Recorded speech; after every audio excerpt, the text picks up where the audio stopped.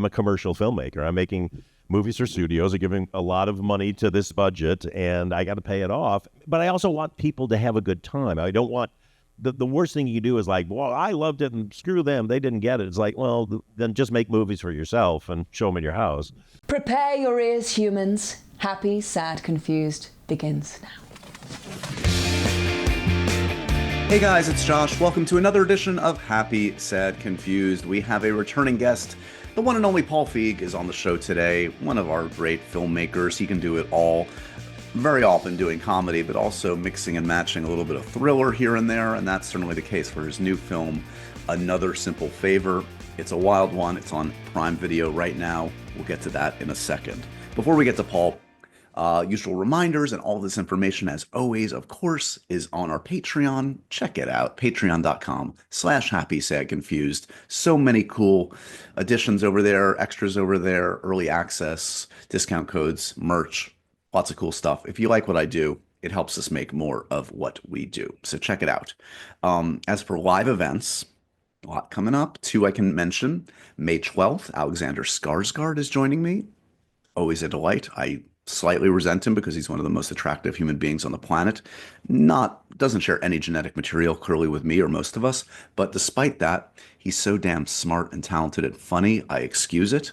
We're going to chat at the 92nd Street Y about his new series Murderbot, which we're going to screen a couple episodes of, and of course, all sorts of stuff about his career. So come on out May 12th, 7:30 p.m., 92nd Street Y, me and Alexander Skarsgård. A couple days later, May 14th, back at 92nd Street Y. It's going to be me and Tony Gilroy. First-time guest on the podcast. He's been on the list for a long time, and this is a perfect excuse because Tony is the man behind Andor. Brilliant show. It's going to have just wrapped up its second season, so try to keep up. If you've just seen those final batch of episodes, which air, I believe, the night before, that's perfect timing. Then we'll be able to dive deep into Star Wars.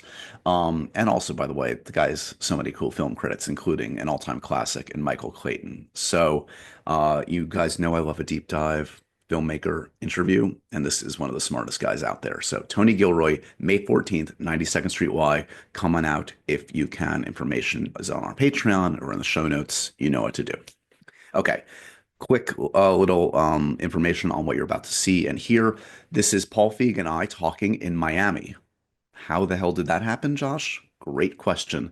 The Miami Film Festival invited me to host a live edition of the podcast. This has been on my list, as you guys may know, to do more live events outside of New York, and this fit the bill perfectly. They were so lovely to us. Miami was a great home for the podcast, and we decided on a great guest in Paul Feig. He has a new film out, Another Simple Favor, which is the wild sequel to A Simple Favor. You thought that movie was wild. This one ups the ante. Trust me. Of course, Blake Lively's back, Anna Kendrick's back, Henry Golding, Andrew Rannells, a lot of familiar faces and new faces. It's a lot of fun. It's super fun. So we screened the film for the audience in Miami. Then I sat down with Paul for this live edition of the podcast. No spoilers in here. Don't you worry. You can watch it without having seen the film. And Paul's always amazing.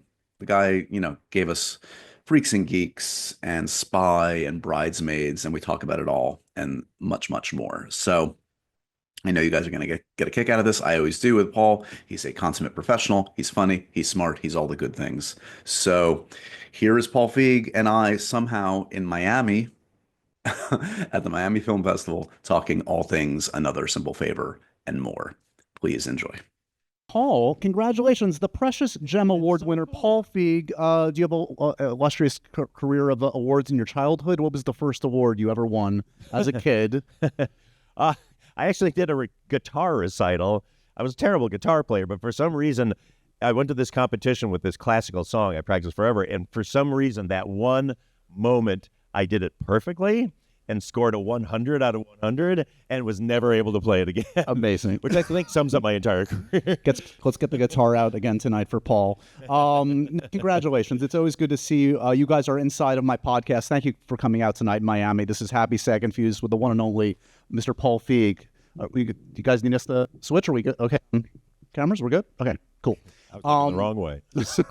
So, Paul, this audience is one of the first audiences in the world, literally, to see Another Simple Favor. Yes. Talk to me a little bit about, I mean, it's kind of ironic to me. If you look at your filmography, you might have expected a lot of other sequels, perhaps, to some other films. This is a challenging one. The first film was a challenging one. Yeah. What was your attitude about sequels prior to making this one? I'm not a giant fan of sequels or doing them because, you know, there's been some great sequels, but I think the majority of sequels aren't as great as the first movie.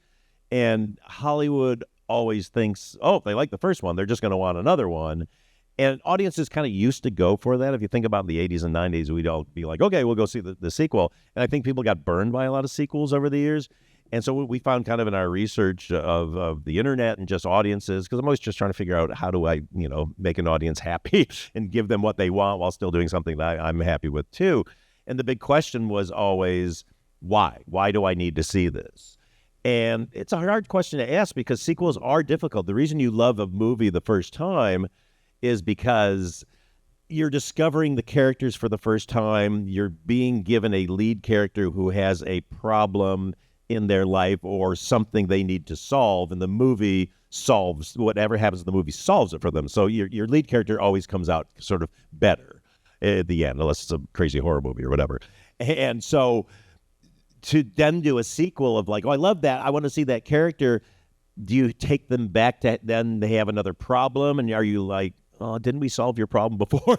Like, what's wrong with you? Can't you pull it together? So it's hard. So you have to figure out, is there something new we can bring to it that is taking what people liked from the first one and then giving them something completely different while still paying off what they loved about the first one. And it's a really tough tightrope to walk. And for me, I just sometimes just don't. I'm like, I'd rather just step away from something that worked and not try to screw it up with a sequel. I mean, as folks can now tell from seeing this, this is kind of like on steroids. This is like A Simple Favor, and you went like you went for it, and I love that about this film, because yes, we know and love the characters, but throwing them into this total other world really gives it an energy and a vitality that, I mean, the film had, but it's a totally different animal this time around. Yeah, the critics love it when you go crazy in the third act. All my movies get slammed for like, it goes nuts in the third act. Well, but I like a big ending, you know, and these movies are kind of, they're you know, that was what was fun about the first one was it's a really grounded story. We treat it grounded, but it's got a crazy core to it. And, you know, I love Hitchcock movies, you know, because what I love about the Hitchcock movies, not that they went bananas at the end like we do, but the characters, there's so many funny characters in Hitchcock movies. You know, his thrillers they're thrilling and they're exciting, but they're also, you laugh because there's funny things happening, like extreme characters in it. And I felt like over the years, thrillers had gotten you have to be very serious, you know, and all that. And it's like, I don't know. I think as long as we're not going like thumbing our nose at the genre and screwing the audience over by pulling the rug and going, oh, you like that? Well, guess what? We're going to subvert that in a way that is not satisfying. You know, the worst thing that can happen when you're screening a movie for an audience or when an audience is watching a movie is when they go like, oh, wait, no, wait, come on. Why would that happen? Because it means you set up a set of rules in the first half of the movie that then you subvert. You pull the rug out. It happens in a lot of comedies. Go like, oh, well, this would be really funny. But like, well, that's funny, but now you completely like subverted what everybody thought was the rule. Right. Violated your own rules that you've established. Yeah. And so you have to stay consistent with you can set up the craziest language, the craziest set of rules you want. I always point to the movie Moulin Rouge because that movie, the first 10 minutes is nutty. Yeah. You know, and I know a lot of people when it first came out, before I saw it, people were like, oh, I left after the first 10 minutes. It's too crazy.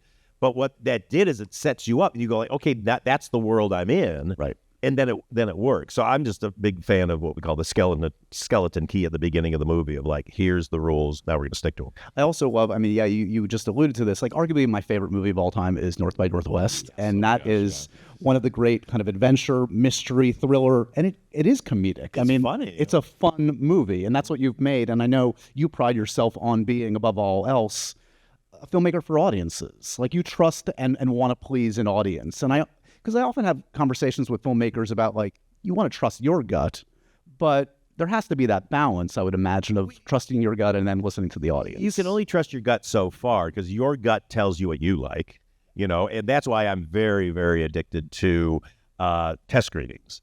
And a lot of filmmakers don't like them because basically, what I do, the DGA gives me, I'm contractually given 10 weeks where nobody interferes with me. The producers, the studio, everybody leaves me alone, and I huddle up for 10 weeks and do my cut of the movie. Well, after about 4 or 5 weeks, I've done what I think is the first cut of the movie that I'm like, I think this works, and then I want to test that. So we do a test audience, not a friends and family. Those are completely worthless because all your friends and family are really nice to you.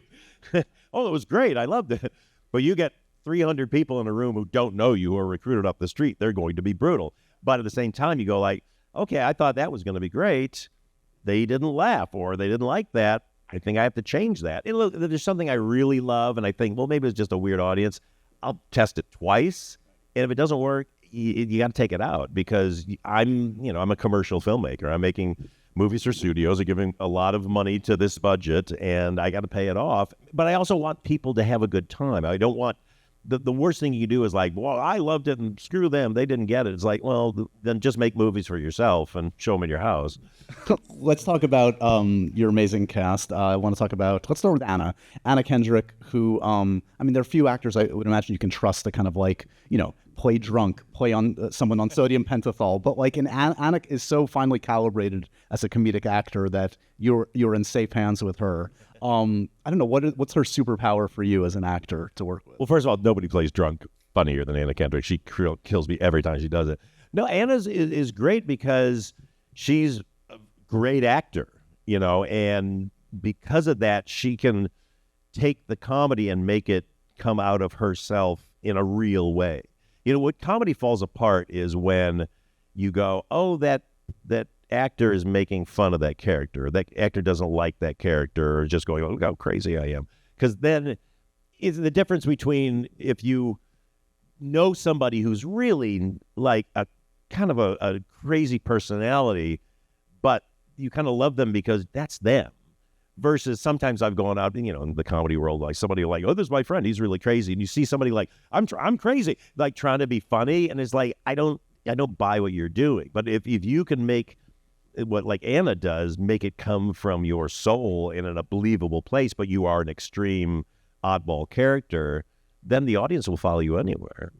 And then we have Blake Lively, who, I'm not going to ruin this on the podcast for what she does in this film, but we see Blake in situations we've never seen her in before, yes, or much less any other actor before. Yeah, there you go. But I guess, what did you learn from working with Blake the first time around? She seems like, time traveled out of old Hollywood. You get to work with this like amazing movie star, yeah, but she obviously has the comedic and dramatic chops. What did you learn from the first time that you applied to the experience this time? Well, Blake is brilliant. Truly, her, look, a movie is a collaboration. That's what we do. The myth that sort of like the director comes in and gives a script and everybody just says it word for word is a myth. There are filmmakers I know who do that, and sometimes it's great, but most times I go like, boy, that feels really written. That feels very rehearsed. That feels, it doesn't feel in the moment to me. And so I'm very collaborative with my whole cast. And first of all, I invite all my actors to have a big say in their wardrobe, because I was an actor for years, and your wardrobe affects how you play the character. We are how we dress. That's our personalities come through in that. And so I want them to be, in tune with that. And then Melissa McCarthy and I used to do that all the time. Everybody I work with. And so Blake's got such great ideas about her wardrobe and stuff. And then she works with Renee Kalfas, my amazing costume designer who did this movie, has done all my movies since The First Simple Favor.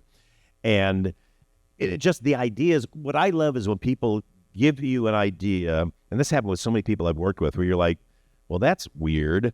And then you're like, wait, but if we can make that work, it's going to be great, because they see something that we're not, there's nothing worse than turning down an idea because you didn't have it in your head first, versus getting past the thing of like, that wasn't my idea, but if I think about it, that's actually really cool.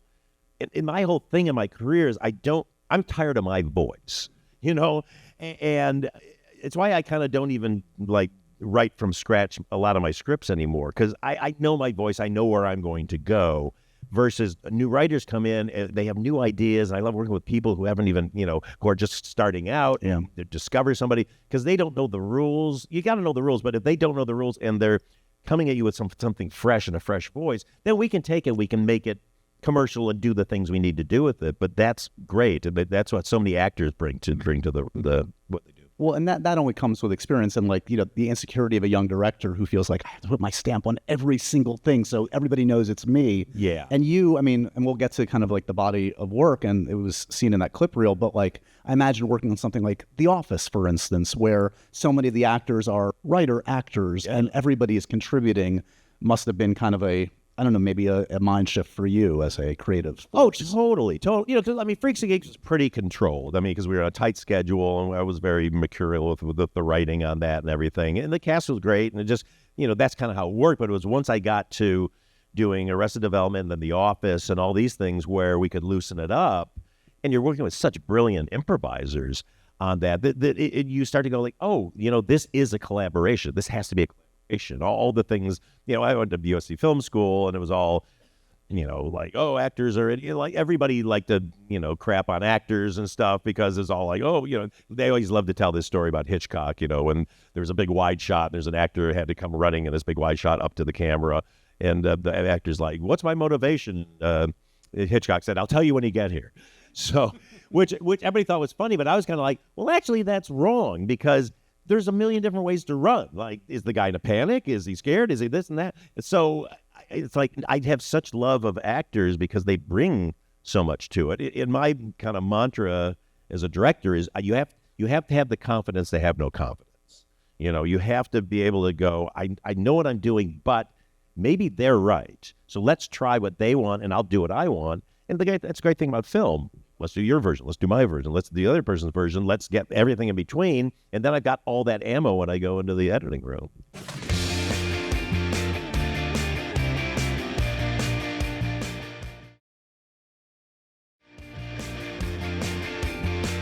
Okay, so we're going to do a little bit of a This Is Your Life, Paul Feig, because we have you here, and you've done an amazing amount of exceptional work. You alluded to what you were like as a kid, but can you elaborate a little bit more? Only child. Did you feel were you a performer as a kid? Did you have a big personality? Yeah, I always wanted to be an actor. When I was 5 years old, I had this mind-bending moment when I got cast as the lead elf in the school play. And if you've read one of my books, this is in the book, so I apologize. Where basically we had to be elves, and they said, the parents have to make elf costumes for your kids. So my father owned an army surplus store. And so he was like, well, let's put together a elf costume. And my father was never happy. He was like, God damn it, we got to do an elf costume for you. Who has to do that? So he took me in and got these olive drab green boxer shorts from the army and this T-shirt, suspenders and stuff. And then he got these big wool green socks for my feet. And then he goes, so he took foam and he put the foam in the front. So my feet were this long in a sock with this big curly thing. So we think we look good. We go to the recital or the play. Every kid looks like they've walked out of Western costume. These parents made the most gorgeous elf costumes ever, and I'm this low rent elf. So I walk out to get my big entrance after all the elves are out there. I walk out, and the audience goes crazy, laughing at me. Granted, but and all I heard was oh my God, look what just happened from an audience. I must have this for the rest of my life. And you got into, stand-up comedy was something you pursued pretty early on, as 15 years old? 15 years old, yeah. What's the act of a 15-year-old doing stand-up? It's not very good, I'll tell you. It's a lot of stolen jokes from Johnny Carson back in the day, and I had to take my parents to the comedy club. It was a place called the Delta Lady, which was right downtown Detroit, a pretty funky area. And it was a biker bar that was it was right at the beginning of the comedy club thing. And Tim Allen was one of the regulars there. And, there was famous people who were starting out. And yeah, they brought me in. I think they just thought it was funny that a 15-year-old wanted to get up on stage. And so I got up and told these jokes. And I thought I was getting laughs. If you listen to the tape now, which I still have somewhere, they're just clearly laughing at me. But again, I thought I killed. My parents took me to Shakey's Pizza after the first show, and I was just like, I did it. Yeah. So, the Cliff Notes version is you moved to L.A., you're doing stand-up, you're getting into acting. You're a tour guide at Universal Studios, I think, at one point. Yeah. So when does acting kind of take off or become consistent for you? Is that relatively early on, or are there years of kind of like figuring it out? Well, it was kind of, I was did a lot of theater in Michigan before I moved out to LA at the age of 17, and then did like you said, did the tour guide thing. And then, I kind of got swept up into wanting to go to film school because 1981, when I was a tour guide, I got taken to the very first opening morning showing of Raiders of the Lost Ark at the Man Chinese Theater, packed house. And I didn't know anything about it. I had no idea. That was pre-internet, so if you didn't happen to see a trailer, then you didn't know. And the place went crazy. And I remember just going like, oh my God, you can do that to an audience. But I was still kind of thinking as an actor, but at the same time, I kind of had this dream of like, I'm going to write, direct, and star in my own stuff. So went to USC Film School, got out, and kind of worked as a script reader for a producer named Michael Phillips, who produced like The Sting and Close Encounters, all that.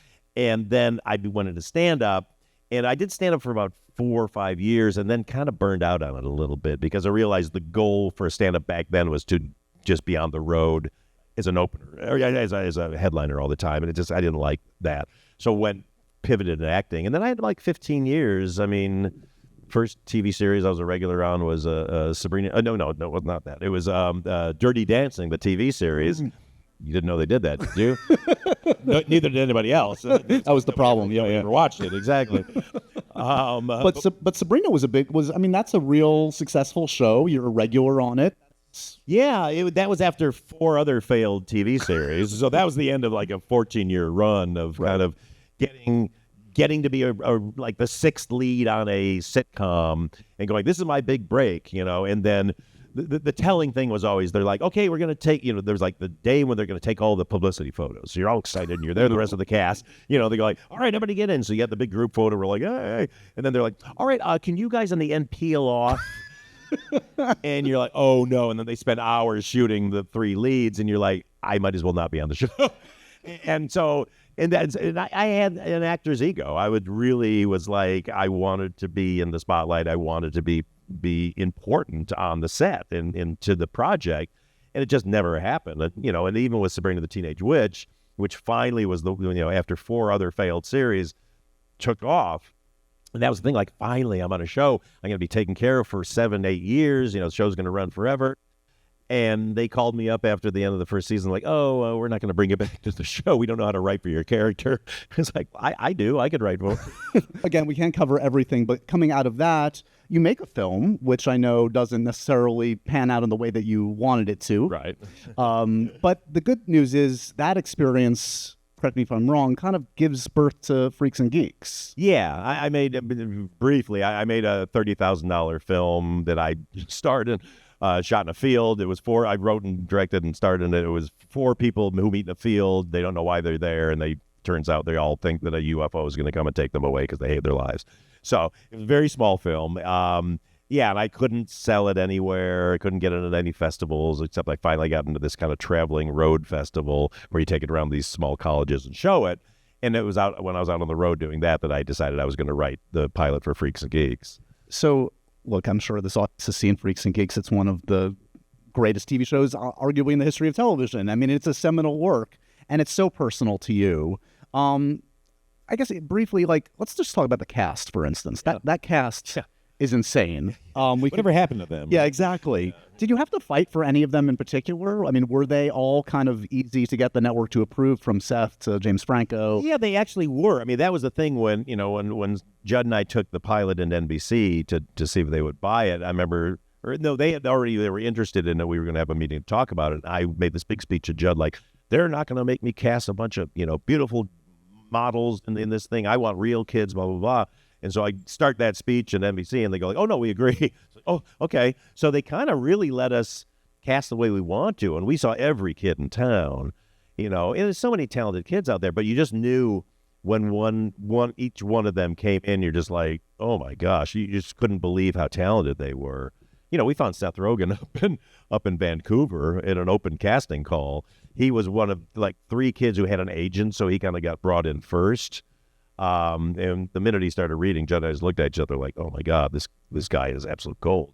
Like you had done stand up at 16 years old. He was a prodigy. Totally, yeah, he was. I mean, he's the most confident 16-year-old I've ever met in my life.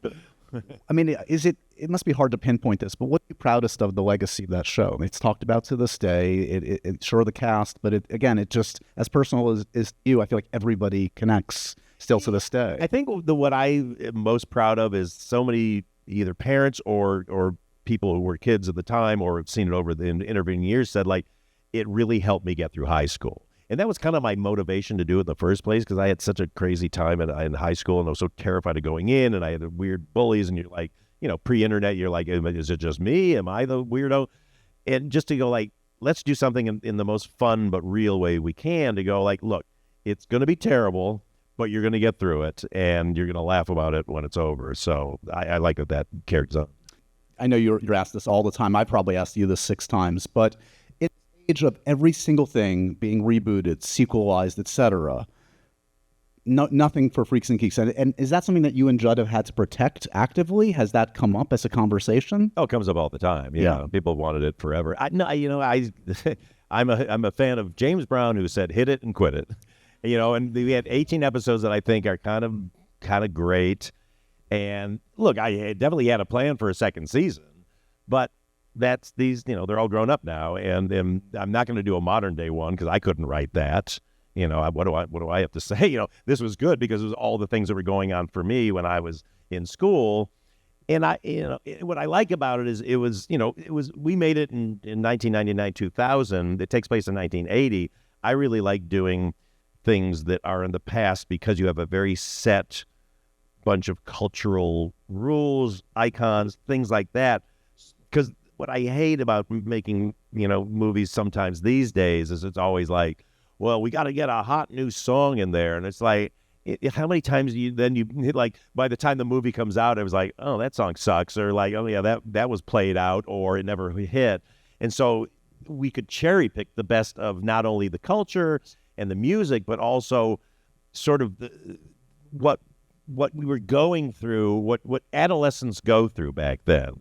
And that was always the thing, let's not get too hung up on cultural references, because it's all about the feelings that you have when you're an adolescent, which are probably the same 200 years ago, because our emotions are the same. It's just the trappings around us are different. And so, that's why I think it kind of holds up, is we just stuck to that stuff.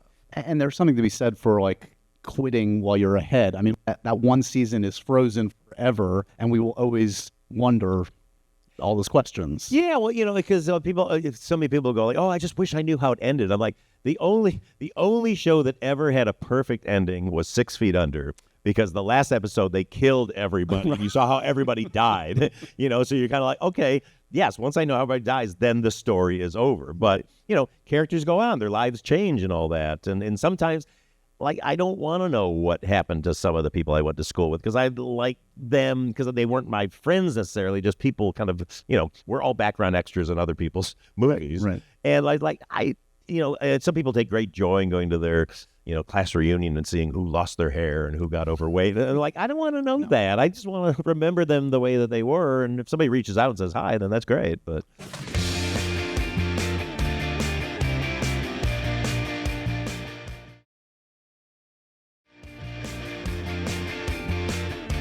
So there's a good decade between then and Bridesmaids, and a lot happens in that decade for you. A little bit of movie director jail, fair to say. Yeah. There's a little bit of that. There's a lot of experience making television, the aforementioned Arrested Development, The Office, etc. If I was talking to you back in 2000, 2010, I mean, you're making really good work. You're making great television, but were you satisfied creatively? I mean, you hate to say no, because I was working on some of the best shows on TV. I mean, throw Nurse Jackie and 30 Rock and all those things into there. But it was not satisfying just because I knew I wanted to make movies. That's all I ever wanted to do. And I wanted to tell, not necessarily my own stories, but I wanted to tell my story, the stories I like, the way I wanted to tell them. And, when you work in TV, and I was very lucky having creative Freaks and Geeks, I got a lot of leeway from the people that I worked with because they knew me as a writer also. But at the same time, I'm in service of them because when I had directors on my show, they were in service of me, and the vision that Judd and I had for the show. So, you come in with an idea, and then if they don't want it, you go, sure, what do you want? And I just wanted to be back making movies. And also, I just love putting stuff on the big screen. It just is so much fun. So 2009, I was kind of getting a little, I would always kind of say to my wife, I think I'm just kind of running down the clock. It's great. It's great. We can have this nice life, But the low point came when I was directing a series of internet commercials for Macy's. And it did with one was with Martha Stewart, who was really cool and stuff. But then I did one with Donald Trump, and it was just a weird experience. And I remember just going back to the hotel and going like, "What am I doing?" And that was right around when Judd called, or my agents got a call that Bridesmaids was going to be alive again. Judd had brought it to me like about 3 years prior. I went to a table read of it, and. The script was very different still. It was the same idea, but very different. But I just saw these 6 funny women, not even the women who were in the movie, by the way, reading. And I was like, I want to do that because look at all these great roles for these women. And then it just kind of sat there, and I was busy with other stuff. And then it looked like it was dead. So right around that 2010, when I was doing the Macy's stuff, I got a call from the agent saying like, it's alive again. And then Judd reached out and, and said, you want to do this? Changed everything. And ever since then, like if you've certainly genre hopped, but if there is a consistency among your films, it is showcasing women front and center.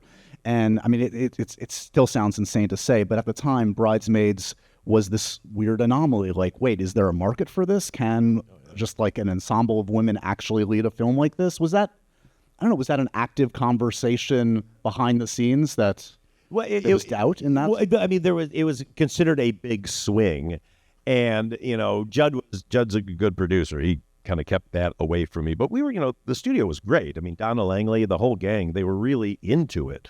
It was just that the business around it of Hollywood was in a sort of let's wait and see what happens, because I had a lot of female writer friends who were kind of inspired that we were doing that, so they were taking out their pitches for female-led movies.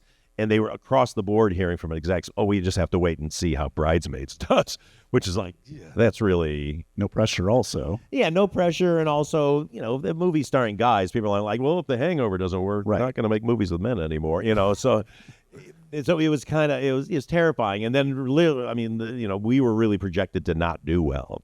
I mean, up to the day of the release... they told me if the movie doesn't make $20 million at least opening weekend, it's a failure. And so the first projections came in the morning of, because they did a midnight screening the night before, that it was going to come in at 13. And so I just walking around the house like Dead Man Walking, like, well, not this, because I had 2 other movies that had bombed, and this was my last strike, basically. And but just during the course of the day, we started getting calls like, hey, well, it's going to be 15. It actually looks like 17. And then Melissa McCarthy and her husband Ben were over at our house having dinner, kind of licking our wounds. And then this text started coming in 20, 21, 22, 23. And I was like, get in the car. We're going to the ArcLight Cinema, which was like the big cinema back then in L.A. We walk in the back and the place is just packed and rocking. And we're like, oh, thank God. Yeah. An undeniable theater experience. Nobody really knew Melissa. Maybe in some comedy circles they knew her. Gilmore Girls fans. That's true. Yeah, you're right. yeah, Absolutely true. But that must have been just thrilling to see someone that was just fearless as a performer. Oh yeah, on set. Yeah, I mean that's why we ended up doing 4 movies altogether. Yeah, you kind of in comedy you look for somebody who has the exact same sense of humor as you do, and it's really hard to find. We all of us have a very different sense of humor, I guarantee it. And so when you find somebody who wants to play by the same kind of rules that you do, as far as like, we don't want to take the character too far, but we can push it this far, but we can't take it over the top. This stuff, it's just kind of fantastic. And so we really, I didn't know who she was before that. She came in for an audition because Annie Mumolo and Kristen knew her from Groundlings. And it was just like, who is this person who's unbelievably hilarious and different and could bring a weirdness to the character, but like a completely believable weirdness. I mean, nobody read the part like her in all the auditions we did. Also, one of the joys, I mean, we keep talking about casting, is like, you cast someone like Melissa McCarthy, you're going to get something exceptional. But what I love also, you've done this repeatedly in your career, whether it's with Rose, who we saw in that, and she's amazing in Spy as well, Statham, Hemsworth. I mean, is that just like, is that a gut instinct that someone, if they've got the dramatic chops, they're going to be able to nail humor? I have to meet them. That's the thing. I like to take meetings or get to know people because then I get to see who they really are. You know, Statham was, because my wife and I are enormous Statham fans, seen everything he ever did. And as a director, and like once my movies were kind of starting to be successful, it's easier to go like, hey, I'd like to meet so-and-so. Well, they come to my office, please. And Jason, we set up a meeting and he came in. And I thought he was so delightful. And I go like, there's something funny about him. Also, in fairness, if you've seen the Crank movies, you can't watch those movies and not go like, that guy does not know what's funny. Those movies are nuts. Like Wile E. Coyote cartoons, basically Breath of Life. Yeah. So I was like, okay, he's gonna be great. But like with Hemsworth, I'm a big fan of Hemsworth's. But I said, when he was I'd heard through my agent that he was interested in possibly being a Ghostbuster. I said, can I have lunch with him? And just talking to him, I'm like, oh my God, you're really funny.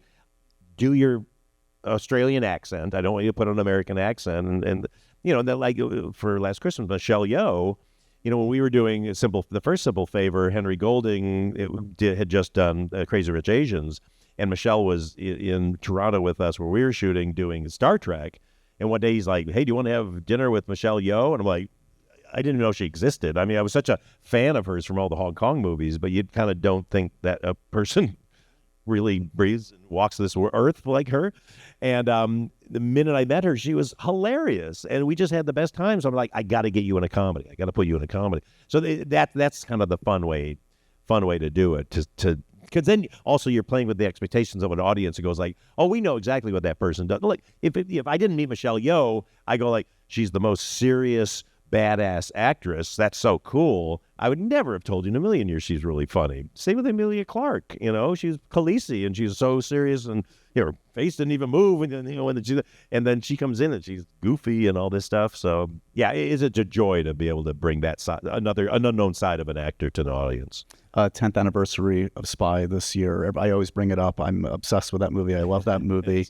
And I know you've said before it's the one movie you'd actually kind of seriously consider now, besides this one, obviously, doing a sequel. Yeah. Have you ever come remotely close? Is there any hope for folks like me? Well, yeah, I mean, you never say never. I mean, I definitely know what the story would be.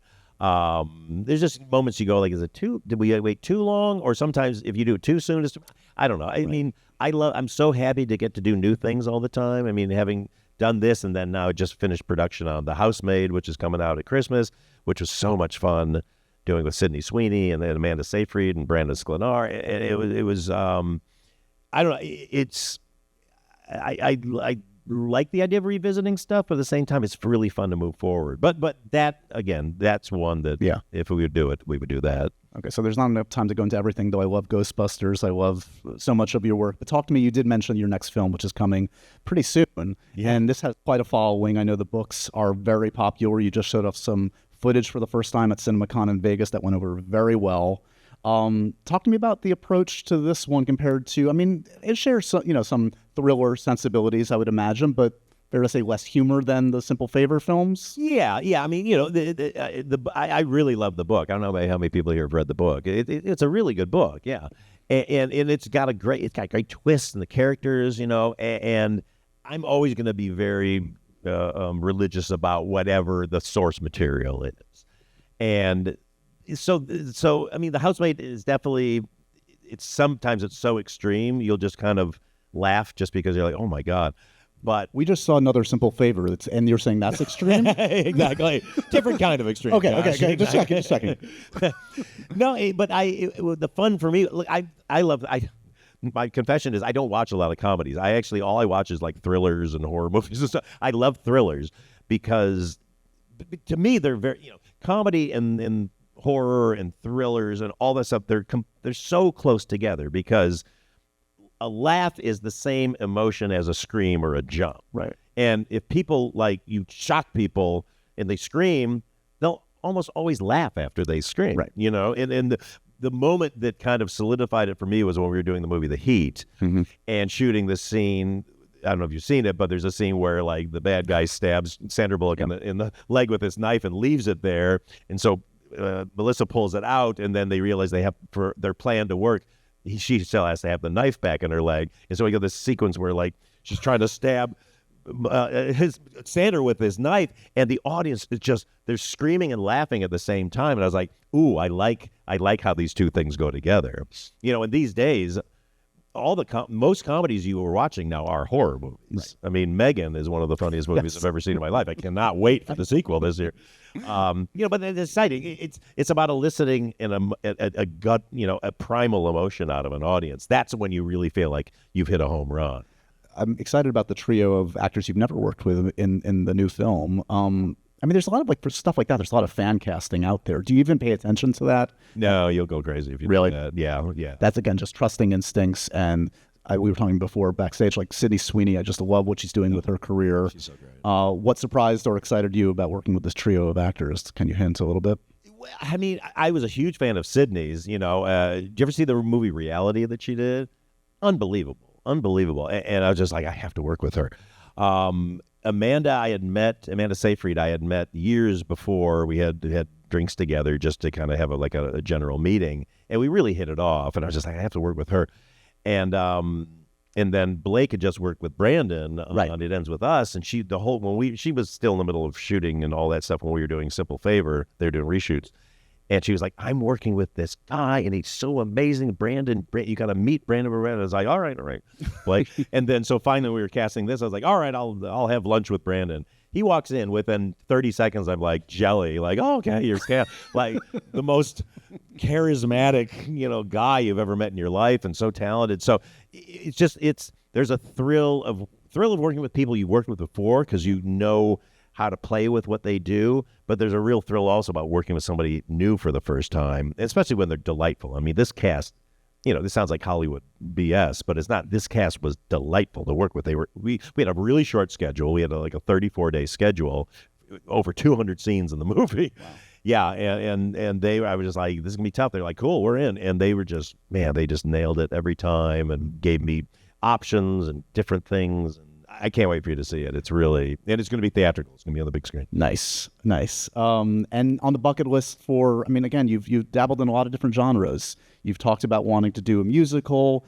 I remember there was kind of like a big horror project that you were working on with Universal for a while. Yeah, exactly. Right. So what's top of the list? It seems like musical keeps coming up for you.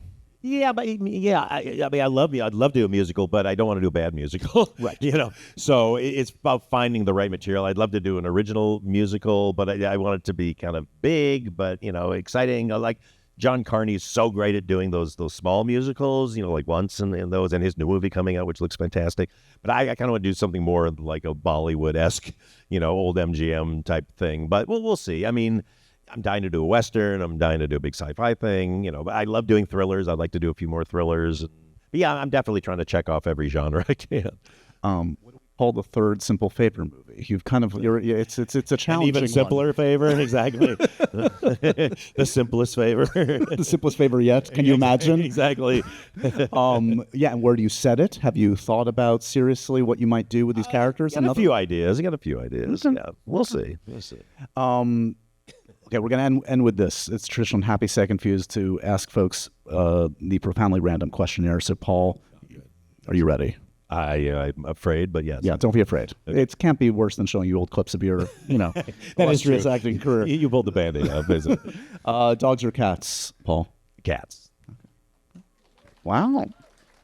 I love dogs. Don't get me wrong. Team cat. Okay. You know, all I do is watch cat videos. That's all I do online. I do. Really? Yes. What do you collect? I collect walking sticks and cowboy boots. That is a new. The walking stick is a new answer to the Happy Sad Confused question. Exactly. Not a cane, a walking stick. Do you have a favorite walking stick? I do. It's actually in both movies. Both the Simple Favors, it's that skull one. It's in the first one. You actually see it on camera. This one, she's got it when they're mixing the martinis. Basic, yeah. Favorite video game of all time? I don't really play video games, but it would be Tetris if I had to pick. Okay. Yeah, let's old school. Yeah. What's the wallpaper on your phone? My wife. Of course. Very cute picture, too. We've been married 30 years, so there you go. Nice. Congratulations. Are you ever mistaken for anybody, another filmmaker, another actor? Has it happened? Yes, two. I used to get mistaken for Andy Dick all the time. Yeah, you remember? And Scott Thompson from Kids in the Hall. So often I get people going, "Hey," and it's always when you're kind of in this business, so people go like, "Oh my God, I love your work. Oh, thanks so much. When you did that one character, oh God, they think I'm Scott Thompson. God damn it." When you were acting more, what was the worst note a director ever gave you? Anything stick out in your mind? It's the note I still give to actors, and then I always go like, "Oh shit, I said it." Just have fun with it. Just have fun with it. What does that mean? It's the worst thing you can say to an actor, and yet somehow in the moment it feels like, "Oh, I don't have to like." To me, it makes sense, but as an actor, it goes like, "Okay, great, thanks." Can you give me a line reading? Yeah. Do you ever give a line reading? No. Well, I used to want to do. I used to like try to get them to do it, and the cool actors go like, "Well, just give me a line reading. I don't care." And the minute I would do it, it would sound so terrible. I'd go like, "Just do what you're doing. Just do your thing. You're better." What does bother you on set? Because you're in my history with you, you're one of the nicest guys out there. It seems like you have a very even keel personality. Do you ever have a meltdown making a film? Like what? No, you can't. Yeah. I mean, look, we all know the stories. The director's screaming and yelling. When I was an actor, I'm so sensitive. Just in general, I'm a sensitive guy. I don't like conflict, and like I would try when I was an actor, like, "Oh, I'm not going to improvise a line," and like if a director be like, "No, what are you doing?" Like they'd slap you down, I would just freeze up, and then all my extra skills would just go away, and I was like, "Just tell me what to do," and you could become kind of like a robot. And so for me, I don't want any of that stress. We have a thing like is there any crew member that we have that has a blow up? It's like you're gone. Like do not bring drama to my set. Yeah, life is too short. Okay, in the spirit of Happy, Sad, Confused, who's an actor who always makes you happy? You see them on screen, you're in a better mood immediately. Will Arnett. I had so much fun working with Will on Arrested Development, and he was the one they had to move my monitors so far away from the set because I would just start laughing anything he did because it's so serious. Everything's so serious. Oh, he kills me. A movie that makes you sad, brings you to tears. Oh, well, I mean, sad is not the right word, but always cry at It's a Wonderful Life. Yeah. I will always cry at that. That's my favorite movie of all time because whether it's the greatest movie of all time, it is a movie that does everything a movie is supposed to do. Makes you laugh, makes you cry, makes you happy, makes you sad, all that stuff. And I just think it's masterful. A food that makes you confused. You don't get it. Confused. Oh, my goodness. Well, mayonnaise, because I don't know why people like it. I'm with you. I hate it. I don't know. There's two things that make me want to gag, and one is mayonnaise and one is pickled beets for some reason. I'm with you, Paul. I hate beets. Yes. Look at this. Well, I had a bad experience when I was a kid because my father loved beets and he loved borscht. But my mom used to make this really great fruit punch. You see where this is going. And we had this plastic pitcher you could kind of see through. And one day I was like, "Oh my God, Mom made fruit punch." Poured a jig thing, and it was beet borscht. And like, oh, we can't end on that. Here's one. We can't. Yeah, please. Here's one question I Nice. wanted to ask about the film. How the hell do you close down the Trevi Fountain? How do you have it all to yourself? Oh man, don't think it wasn't an ordeal. Is that for real? Like, there's no digital trickery? No, that is the real deal. Let me just tell you. Yeah. My dream was because I love Fellini, and we shot part of this movie at Cinecittà, which, if you know, Fellini. But I got it in my head, I'm going to have Blake Lively in the Trevi Fountain, just like Anita Ekberg. And I told our Italian liaisons, and they're like, you cannot. And so I know, but I want it, blah, blah, blah, blah. And then I'm talking to other Italians who go like, there's a term, I forget the word. There's some word that's derogatory in Italian that means person who follows the rules. So they're like, you just go and do it. So I'm like, okay, well, I'm going to do it. And so all these rumors are going around. We get there to shoot. The police are there. Basically, if she set one toe into that water, they were going to leap on us. I was going to be banned from Italy for the rest of my life. So I'm like, all right, you'll just sit on the edge. Close enough. Close to being a rule breaker.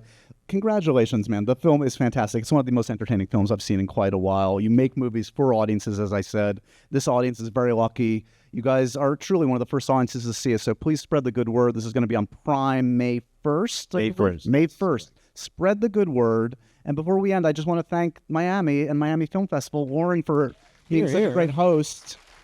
Amazing. It's been such an honor to bring Happy, Sad, Confused here, and with no less than the great Paul Feig, award winner Paul Feig. Give it up one more time, please, everybody.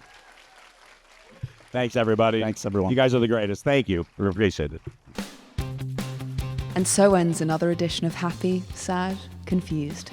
Remember to review, rate, and subscribe to this show on iTunes or wherever you get your podcasts. I'm a big podcast person. I'm Daisy Ridley, and I definitely wasn't pressured to do this by Josh.